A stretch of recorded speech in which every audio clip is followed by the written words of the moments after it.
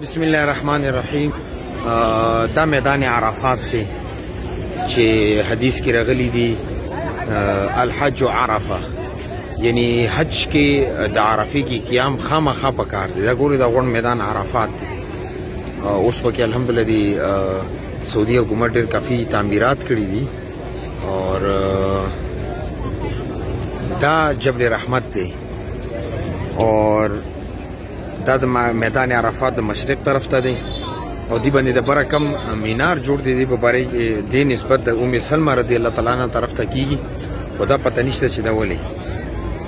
اور دینا علاوه یو روایت کې دا هم راغلی چې میدان محشر به د عرفات په میدان کې قائم کیږي او پیغمبر صلی الله علیه وسلم د دې حج په موقع باندې د غرب بیخ کې د ښکته دغه ځای کې 5 غنټې امت لپاره دعا وغوښتي.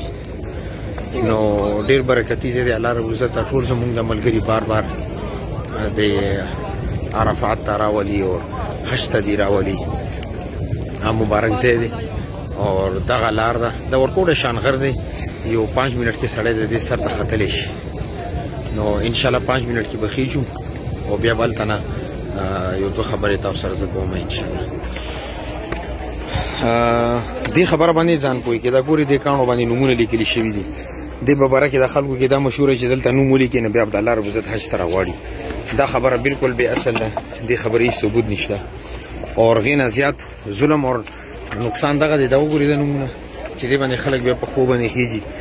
چا نوم کې د الله تعالی نوم وي یا د صحابي نوم وي اور یا د یو بل مقدس نوم وي.